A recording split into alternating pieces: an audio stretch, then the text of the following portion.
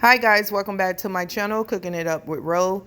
Today what we're going to be making is my easy bake mac and cheese. This mac and cheese take anywhere from 45 minutes, including prepping as well as cooking. Right here, those are the ingredients which will be listed in the description box below. So we're just going to go ahead and get into it. You want to go ahead and follow the package for whatever noodles you plan to use for your baked mac and cheese. I'm using elbow noodles. I do season my water while it is boiling. So I added about a half a teaspoon of salt, a half a teaspoon of Everglades Heat seasoning, and a little bit of olive oil to avoid from sticking. Once that comes to a boil, then we're going to come back and add in our noodles. So after you go ahead and give that a stir and it come to a boil, go ahead and pour in your noodles.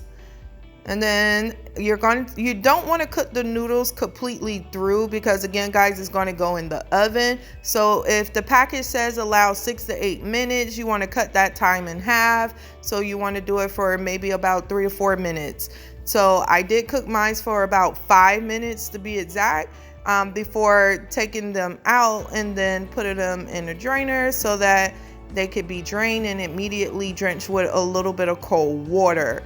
So once you slightly rinse those off, because you want to try to stop the noodles for cooking, I do season my noodles again.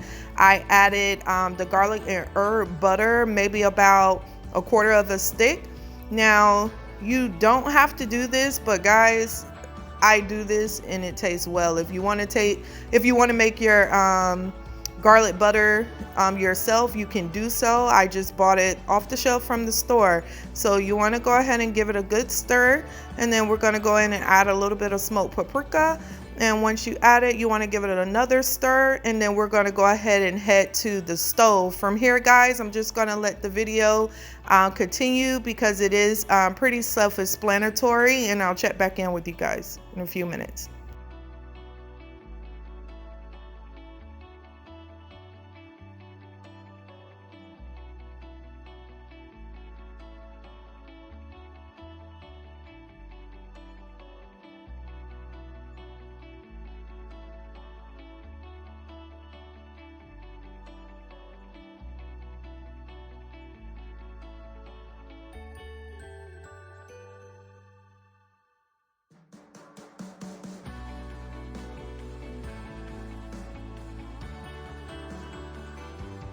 All right guys, so once you get that butter put into the pot, you want to let it melt down some. Do not burn your butter. Do not walk away from the stove. I use a medium-low heat. Now we're going to go ahead and add in a cup of heavy whipping cream. So once you get the cup added in, you want to allow for this to come to a boil.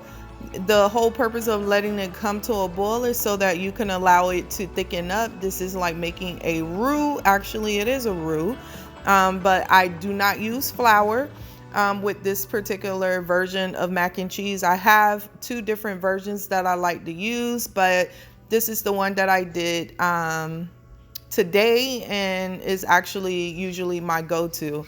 So once this comes to a boil, you want to lightly season it with whatever seasonings of choice.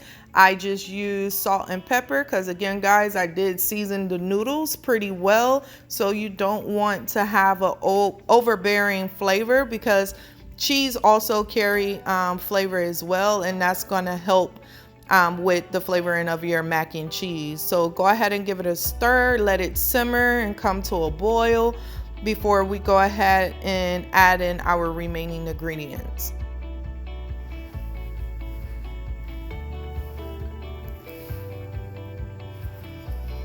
So there's our salt and pepper.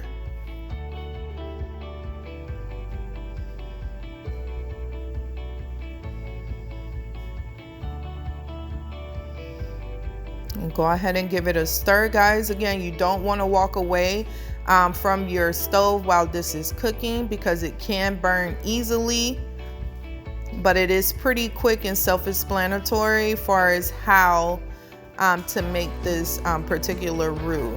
Now I last minute added in a little bit of milk So you can add in whatever milk of choice. I did use a half a cup. I actually also use about a half a cup of vegetable stock. You can use chicken stock as well. That adds flavor. What I'm putting in right now is sour cream. This is maybe about 3 ounces to 4 ounces of sour cream. And again, guys, you don't have to add in the sour cream. That is optional. But this is what I do.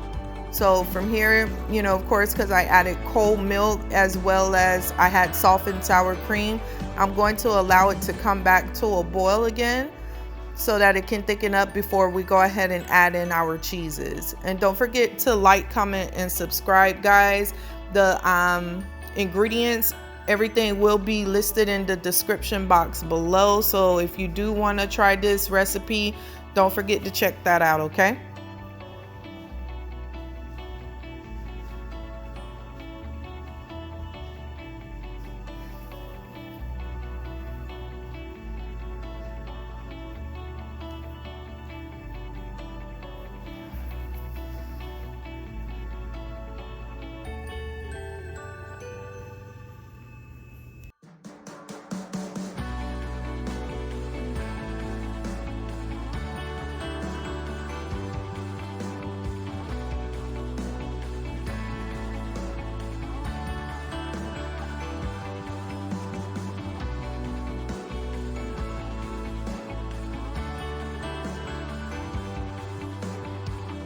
All right, guys, so now we're going to go ahead and add in our cheeses.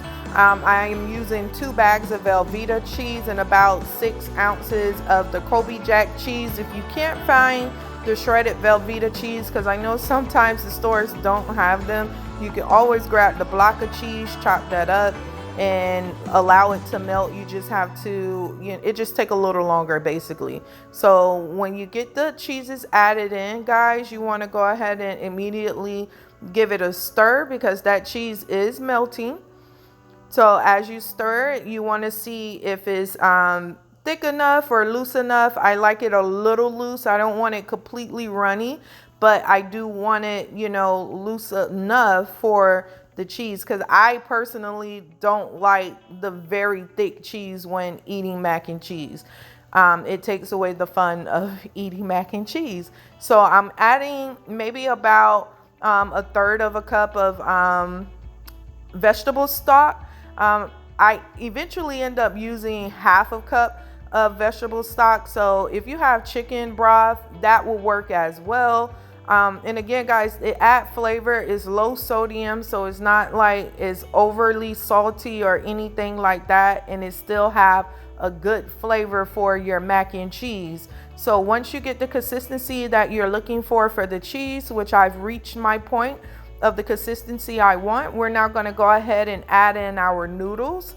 Once you add the noodles in, self-explanatory, guys, go ahead and give it a stir, and once everything is completely mixed in, you can go ahead and put it into the baking dish that you're going to use. Me personally, I'm using a cast iron pan. So once I get the consistency I want, which I'm going to add in a little bit more chicken stock here, guys, because it's not as loose as I would like for it to be. So once I added in just a little bit more and gave it a stir, and I saw it was the consistency exactly the consistency I wanted, then I was good to go. So we have our cast iron pan. Pour that thing in there. Get your extra sharp cheddar cheese. Sorry, guys.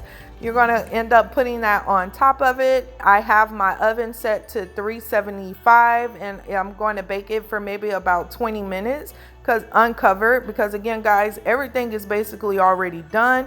The only reason you're putting it in the oven, you're wanting to get it a little golden brown color to it. After I get the cheese spreaded, we're going to add in a little more smoked paprika, and we're going to add in some parsley flakes. If you have fresh parsley, you do not want to add your fresh parsley before putting it in the oven. You only add the parsley flakes before putting in the oven. Hey guys, that's D3, guys. He wouldn't let me cook this day. So now we're taking it out the oven after 20 minutes, and We're gonna go ahead and dig right in, guys. Again, thank you so much for watching. Don't forget to like, comment, and subscribe.